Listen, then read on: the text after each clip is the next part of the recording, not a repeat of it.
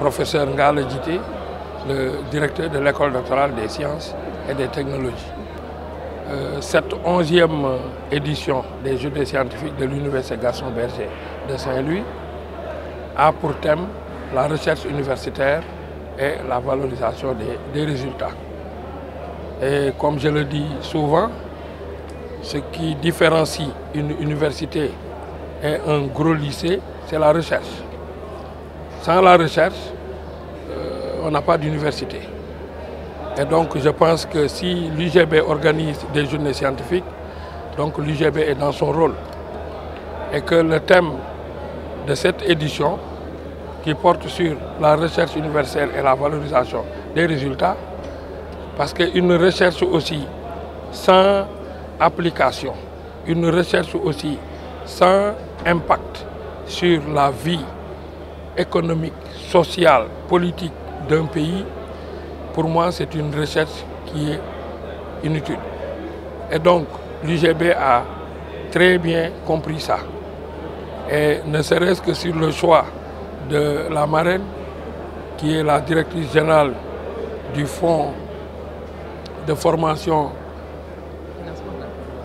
financement de la formation professionnelle et technique, 3FPT, en est une illustration.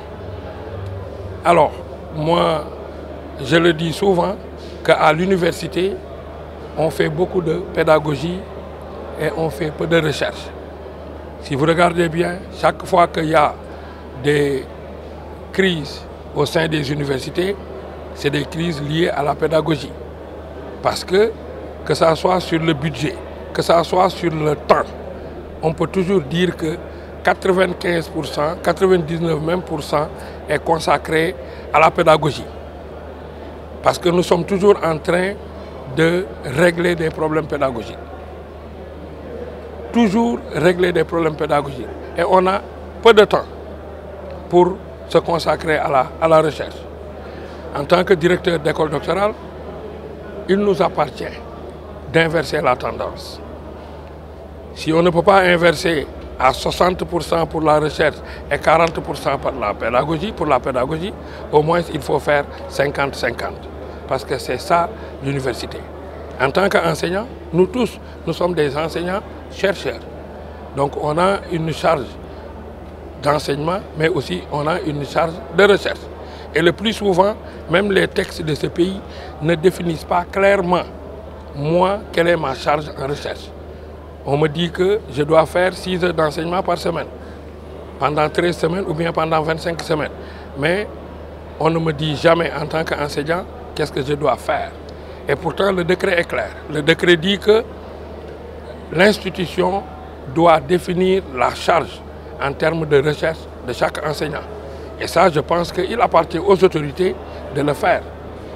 C'est ça qui fait de nous des enseignants-chercheurs. Parce que dans certains pays, il y a le statut d'enseignant tout court. Il y a le statut de recherche, de chercheur tout court. Comme il y a le statut d'enseignant-chercheur. Mais au Sénégal, dans les universités, il y a des centres de recherche où il y a certains qui ont le statut de chercheur tout court. Mais dans nos universités publiques, donc il n'y a que le statut enseignant-chercheur qui existe. Ça veut dire qu'on a une charge de recherche et une charge d'enseignement. Mais les autorités n'évaluent jamais ce que l'enseignant fait en tant que chercheur. Et pourtant, dans la nomenclature, c'est-à-dire que dans la prise en charge des acteurs, il y a quelque chose qui est réservé à la recherche. Mais je pense qu'il appartient au retour à l'État et aux autorités de demander en contrepartie la contribution de chacun sur le plan de recherche. C'est ce qu'a compris le Collège des écoles doctorales en collaboration avec le collectif des doctorants de l'Université Gaston Berger de Saint-Louis, qui parle de 11e édition, parle de 10e, parle de 9e, etc. Donc ça veut dire que ce que nous sommes en train de faire, nous sommes à la 11e édition.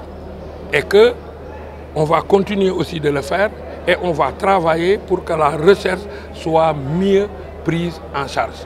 En tout cas, au sein de l'enseignement supérieur. Et on ne peut pas rester seulement dans les universités fermées. Non, non. Parce que ce que nous faisons, il faut que ça soit valorisé au niveau national et au niveau international. Quand vous faites de la recherche chez toi seulement, pour moi, c'est insensé. Et on l'a compris. Et donc, c'est ce qui nous pousse aussi à travailler à des directions comme 3FPT. Non seulement les résultats de la recherche seront valorisés, et c'est des directions aussi qui sont prêtes à appuyer le monde de la recherche. Alors, on a comme parrain aussi le président Mohamed Moustapha Fall, qui est le président de EMS Sénégal. EMS, c'est un réseau au niveau africain. Et que EMS aussi a pour vocation de former à la recherche, mais de former aussi à la professionnalisation. Et donc, je pense qu'en choisissant comme marraine FPT et comme parrain EMS, les écoles doctorales de Saint-Louis l'ont très bien compris. En tout cas, c'est ce que j'avais à dire.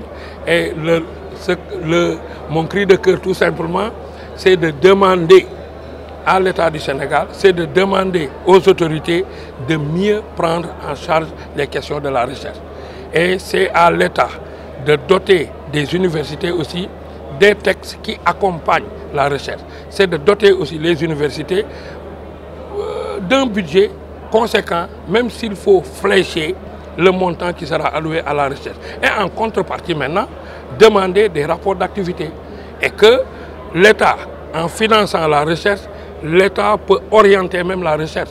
Parce que quand je fais moi de la recherche et j'obtiens même des résultats théoriques que je publie dans de très grands journaux, mais que les résultats obtenus ne sont pas applicables au pays, pour moi aussi c'est du gâchis. On peut faire de la recherche au niveau international, mais faisons aussi de la recherche pour résoudre des problèmes aussi qui nous sont propres.